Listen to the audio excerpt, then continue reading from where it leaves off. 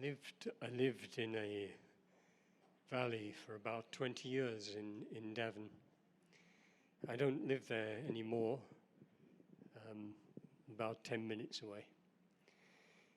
And in the early days, I was there on my own. There were 3 badger sets on our land. There was a family of foxes. We saw otters in the lake, and the whole place was just like filled and brimming with wildlife, and it was very beautiful. In that few years, I felt rewilded by that land and brought closer to my heart. And one day, and I was in our valley, it's 50 acres in size, I heard this noise, and suddenly the whole sky above was filled with ravens, and I had never seen a raven above Embercombe before in Devon. And they formed a big circle, like a great big circle, and they flew in this circle around and around our valley in the most phenomenally kind of it was unmistakably a circle, as it were, a space in the middle, just a ring of ravens flying around and around and around. And since that time, I have seen ravens occasionally at Embercombe. Now, if that had happened when I was with the indigenous people that taught me, we would, of course, have been called to prayer. We would have been known that we were summoned into ceremony.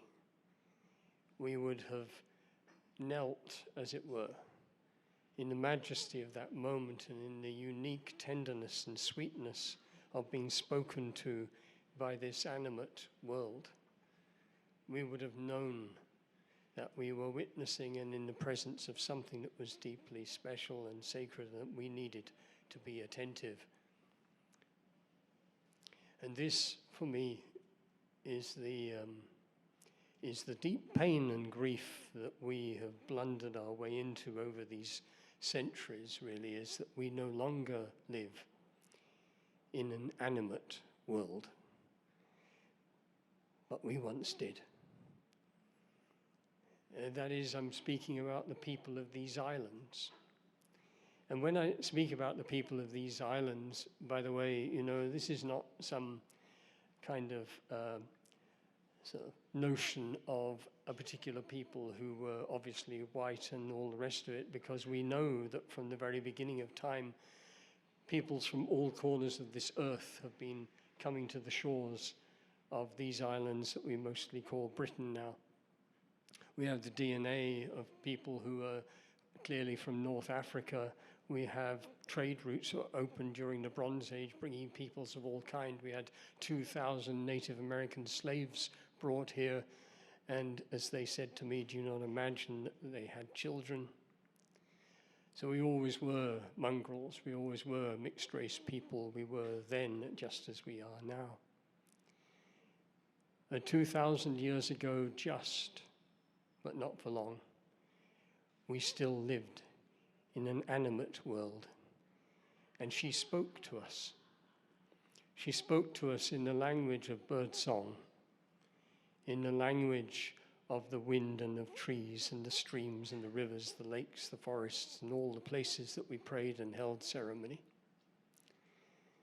And though we were always, as we always have been, a little bit crazy, kind of nipping off and pinching the other villages' horses and doing all kinds of other stuff like that, there was within us, I believe, and the Native Americans who worked with me believed, a peacefulness in our soul and spirit, because we knew that we belonged.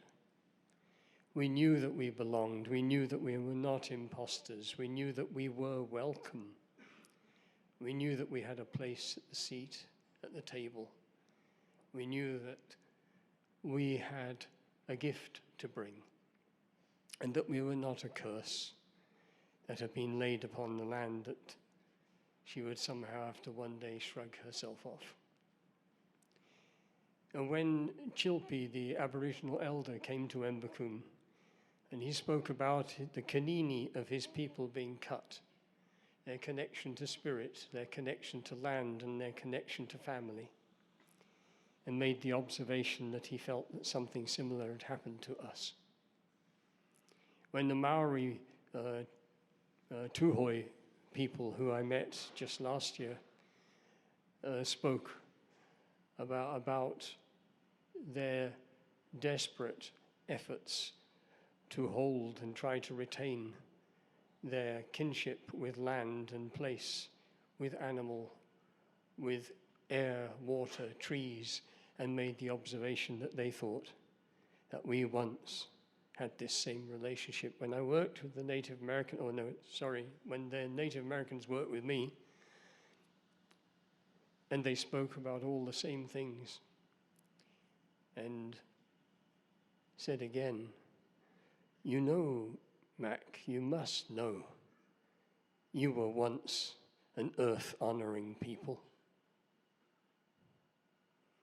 So you do, you surely do.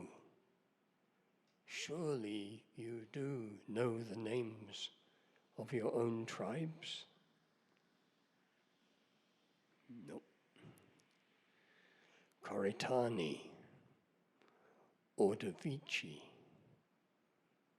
Trinovantes, Atribates, Brigantes, Dumnonii, 20 of the names of our tribes those people spoke to me, the first time I ever heard those names.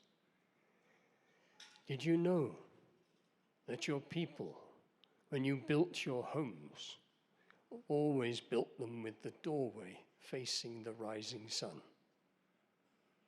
That gives us a hint, doesn't it?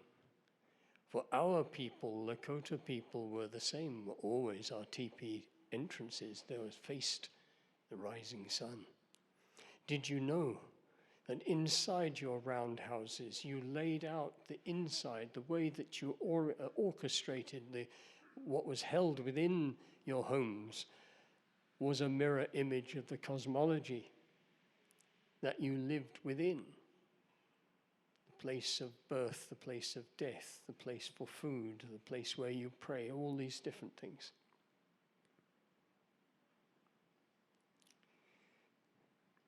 This, I would suggest, you see, is our pathway home. This is it's not, even today, by the way, some noticed over there, while some of our wonderful panel was happening, which was really great, well, one of the keepers of natural law, as my Native Americans called them, was tapping away on the window pane, trying to get our attention. This crow was just there, banging away and speaking, wasn't he? Speaking away, trying to say, hello, hello. You know, the world, this nature has been doing this to us forever. She's calling and calling, and sometimes it's not just calling, she's bellowing. Those of anyone who's been taking plant medicines over the last few years know she is just howling in your ear. It's not like so subtle. The earth, and we are part of the earth, just that we've forgotten. Nature, we are part of nature, is calling and calling and calling us home. And it is to this we have to bring this goddess-given gift that we receive from creation, this gift of choice as to whether or not we listen, you see, because we are not obligated to. We can turn away. We can say, no, we prefer our own madness, if you like. We prefer to be a self-harming species and continue on the trajectory that we ourselves have chosen. We do indeed have that choice. I think it's laid before us. Or we can choose to be unutterably brave and recognize the fact that actually beautiful as we are, indeed all things that we are, that we could come back into alignment with life. And this will not mean that we stop inventing, that we stop creating, and that we suddenly put a stop to technology and stuff. No, I don't think so. I think we will always be voyaging into the full potential of what we are as human beings. But were we to do so, whilst also being deeply in that place of honoring of all life, of placing everything that, this word we use of sacred at the very center of our voyaging, this set of principles which perhaps meets like the Kogi Indians saying, what is the purpose of a human life? To which they are so confused because they teach their 3-year-olds what the purpose of a human life. In fact, it informs every single little piece of everything that follows afterwards, after they've recovered and they actually realize you mean it because you don't know. Then with enormous sympathy and great delicacy and gentleness, they would whisper in your ear to care for all living things. What else? To care for all living things. Imagine if with that principle we designed our schools, our universities, our businesses, our religions, our very cities, to care for all living things. And since for the Kogi everything is living, rocks, stones, river, plant, humans, animals, to care for life. The invisible path, which this talk is notionally called, Invisible Path, was a dream that I received after working with these people. And sometimes many of us receive dreams which we know are not just worry dreams, they are dreams which are informing us, they are teaching us. And in this particular dream, I'm on a sort of heathland. It's like Dartmoor or Exmoor, North Yorkshire moors, that sort of landscape. And I'm there and I'm completely vibrantly alive and awake, and I know that something momentous is about to happen. It's towards the end of the day and it's beginning to get dark. The light, as it were, is being sucked into the rocks and into the heather and into the moorland. And as this continues and it goes darker, I have this hair on the back of my neck and it's just upright, and I'm just know something profound is going to happen. And then as the darkness just really establishes itself, I begin to see the faint patina, the faint tracing of a silvery little path that's leading from where I am away into the future, going over the hills and down valleys and appearing up the other side. And I realize in that moment that this path can only be seen in our sleep time, in our dream time. And that our great task, you see, is to try and walk that path without seeing it. That it is a handrail that exists deep inside us, but it requires us, you see, to trust the subtleness, the delicacy, the subtlety of who we are, which is hard if you're being, hammered on by all kinds of noise and stuff that is just there. I turned round in the dream because I suddenly had this feeling, looked behind me, and I saw the path that I'd walked. I saw the path and I saw my footsteps, and how, because the path was silvery and my feet had been dusted with silver, how I had wandered off that path. I could see the rock that I'd stubbed my toe on, fallen down and got sorry for myself and cried. I saw where I got, my own trip somewhere and just miles away from the path. And I realized in that moment that it doesn't matter how far away from the path you walk, you are always only one step from regaining it. I understood that that path is embodied love and is always calling us home. And I understood that it is the sole intention and the purpose that calls us into this life. Now, for me, this is real. I only offer it to you. I'm not saying this is how it is, but I offer it to you. But I find it a rather lovely thing because it spoke to me saying, Mac, you have to trust that you have within you everything you need to walk this pathway in such a way that you could find self-worth, that you could be a person of integrity, that you could be brave enough to dig deep and find the gifts that you have to share and then share them generously and wholeheartedly for the whole span of your life. And going back to the Maori Tuhoi, when we were discussing retirement, because I'm 71 now, and I'm not retired at all, but I'm just chatting with them. And they were laughing, and they said, retirement? They said, it's a bewildering concept. He said, but we do have it, yes. We retire our young people from about 16 to 30 because it's hopeless. They just want to go and have sex, have fun, do stuff, party, all the rest of it. Well, we think that's cool. That's what they should do at that time. We don't expect anything of them. They just, some of them get badly hurt, some of them thrive, some whatever, but whatever, then they come back. Then we say, now you get to work. And every decade that follows, we expect more. So by the time you arrive at 50, you should be sort of gearing, dropping down a gear and powering up the hill. By the time you get to 60, you're really flying. When you're 70, you're surfing the wave. And when you're 80, 90, you should be in the fullest expression of who you are. Now, this is a very helpful story for me. But it is a profoundly helpful story for us if all of us felt that towards the last few decades of our lives, we could really bring the full glory, the full power, the full love, the full gorgeous, gentle, open-hearted warrior, peacemaker aspect of ourselves to our lives.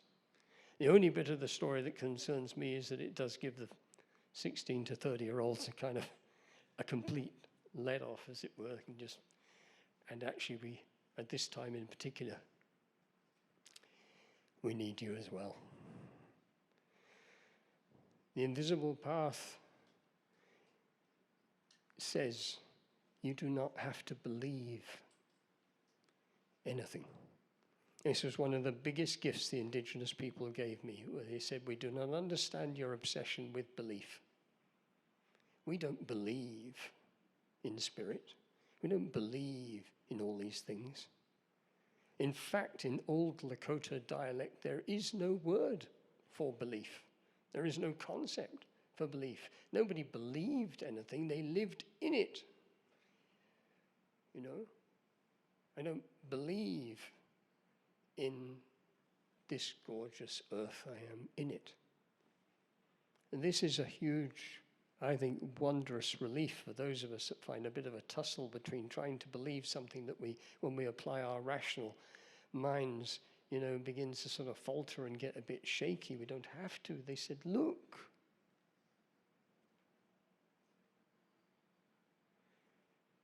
At this beauty. You do not have to believe in her. You open your eyes wide enough and your heart wide enough to let the extraordinary privilege of a human life on this earth to participate, to have a short period of time during which you can know what it is to live. You just do that and you'll be, if you feel it deeply, you'll be on your knees weeping with gratitude. And then you just do it, because it won't last that long. We do not need to believe, but we need to know that we have a short period of time during which we can do something. And since it is innate to human beings, in my belief, that we hunt beauty. I'm absolutely convinced of this. If it were not so, We would not, in our millions, spend our winters looking at screens of beautiful places on this earth and choosing our holidays, as it were, in the old days, looking through magazines and things. We wouldn't do that. We wouldn't, this obsession with going to beautiful places, even if we then trash them when we get there. We hunt beauty. That is some of the storylines we've heard today are all around. They seduce us with an interpretation of beauty, if you like. So we can redefine what is beautiful, or we can remember what is beautiful. And then we simply have to make the choice that we will walk that path. And of course it does operate internally, because we have to come to wholeness and in some balance within ourselves. We do have to learn to love ourselves. We do have to come to peace with ourselves. We have to then reach out that to other people. And then we have to take that out to all of creation. And we will always be work in progress. Because no matter, for you it may be different, but I have heard about enlightened people. I have never yet met one, at least that I recognized. I have met many gurus. I was following one particular guru. I have met many religious people. All of them I have ultimately found to be fallible and surprisingly like myself, which is confused and conflicted and different and, all these different bits. Again, I don't find that disheartening. It's the invisible path, it's the journey.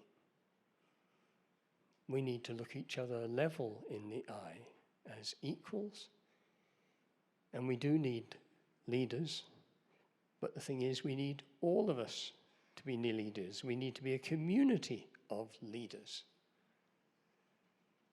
where we are always willing to tuck in behind somebody else who is the right person to be leading some particular bit. In this interpretation, we all have dignity, we all have respect, we all have gifts. And it is a beautiful way to go. So I'm not quite sure where I am with time, but I think I've probably said whatever I meant to say.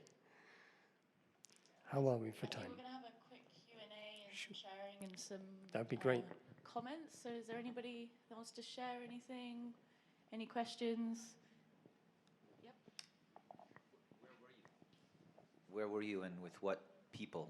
I'm from South Dakota. All right. So this is well, we're going back to 1982, and it was a group which made up of people from different tribes, and they all came together. And they were not on the reservation, because you'll know what reservations are like. And they gathered with some land, and there they began to bring together their ceremonies, and they worked in that way. Yeah. And since that time, Loretta Afraid of Bear Cook, who's a Lakota elder, she was part of the team who negotiated with President Obama about the return of the Black Hills to the Lakota. Obama said, yes, I'm willing to have that conversation, but I want to make one deal with you. So first of all, you have to all agree, and then I'll sign it. And they couldn't. And then Obama wasn't president anymore. Moments of opportunity come. I feel we're in a moment of opportunity now. This is why it is so crucially important that all those who resonate and feel to the story or stories that are arising about us once again somehow discovering our humanity, stand and contribute and participate in whatever way is right for you.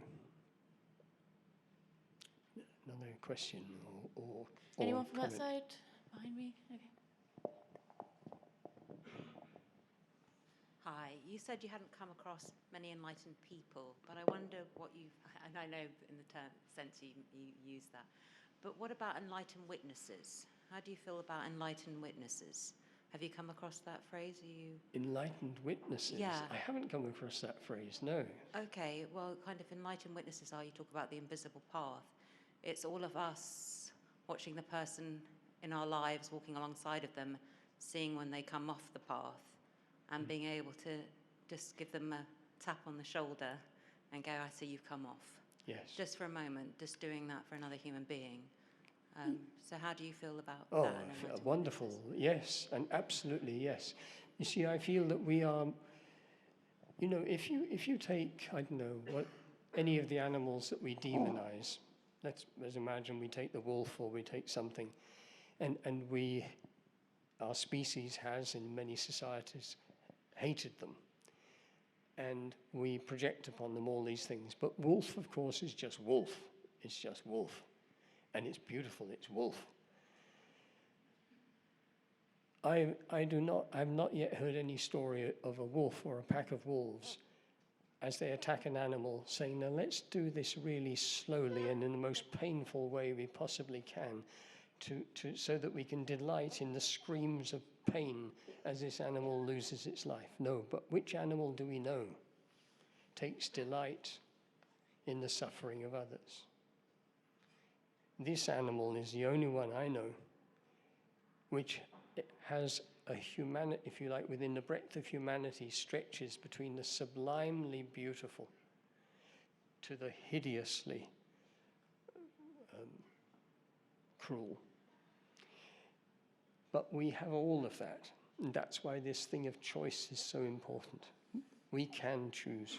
We have to go on pathways of healing, of course, and there are sometimes many good reasons why the cruelty is there, but we can go on those journeys. But yes, exquisite, as it were, totally inspiring behavior, actions, moments of enlightenment we all exhibit, I feel. I suppose, and it's true when I say I have somebody, you know, who is enlightened, I mean some kind of illuminated soul. I get told about them every now and then, but they're a bit like the rainbow. And those that were really, where I had somebody very heated telling me that this person really was, and eventually went to go and learn from them and discovered that they were more interested in young girls. So I try to remain open to the possibility. But I'm not too interested in it, to be honest. I like the thought of a normally messy person. Anyone else? Yep.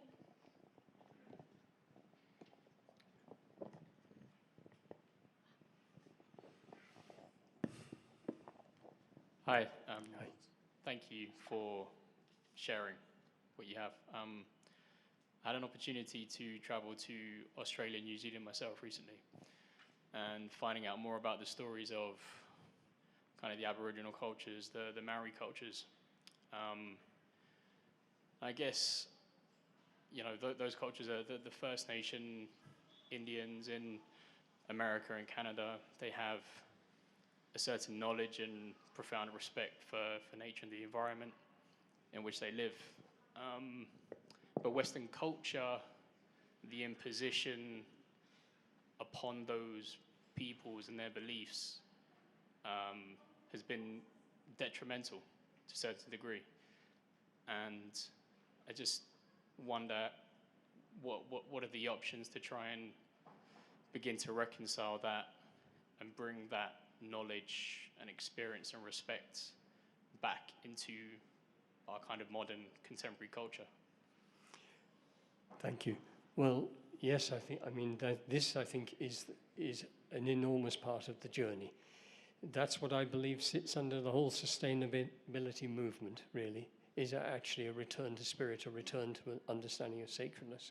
And Indigenous people forever have been calling to us just like that bird outside the window, because they've been hanging on there,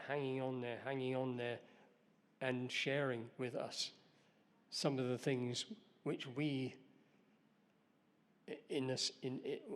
like when we trampled on their cultures, yet somehow they still, many of them have the generosity to be trying to offer it back.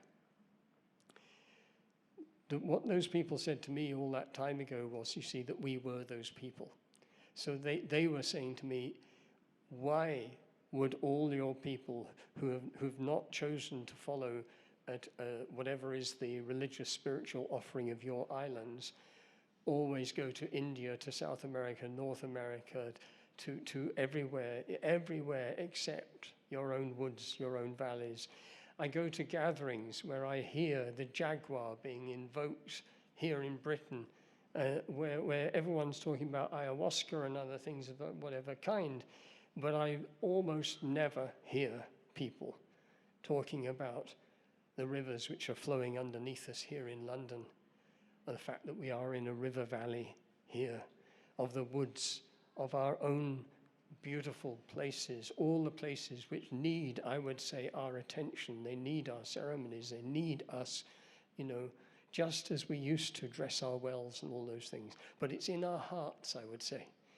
So every time this resonates and people begin to take these kinds of actions, with a small group who are now working on, we lost our ceremonies.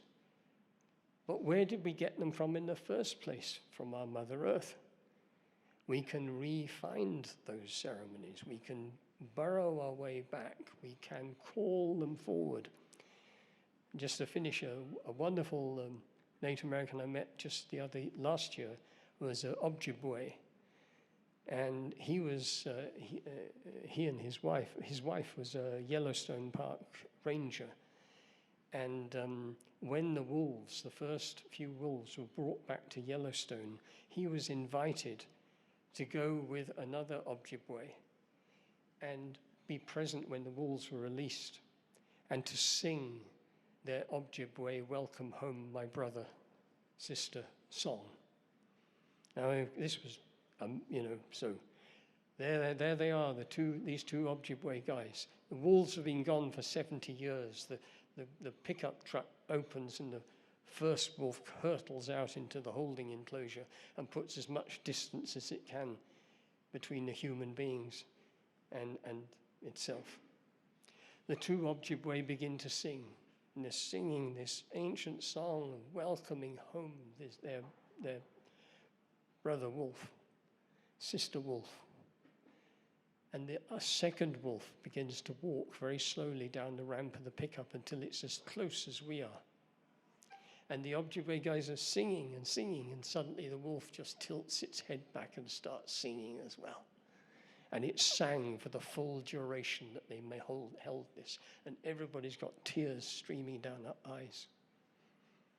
So in my lifetime we have lost 50% of the world's wildlife, and Britain, now one of the most nature-depleted places on Earth. This has been proven. But in my lifetime, also the otters have recovered. The salmon have entered some of our rivers once again. Beavers are being reintroduced. Pine martens are coming back. The lynx is going to arrive soon. One day, this land will hear the howl of wolves again. There is a whole surge and movement.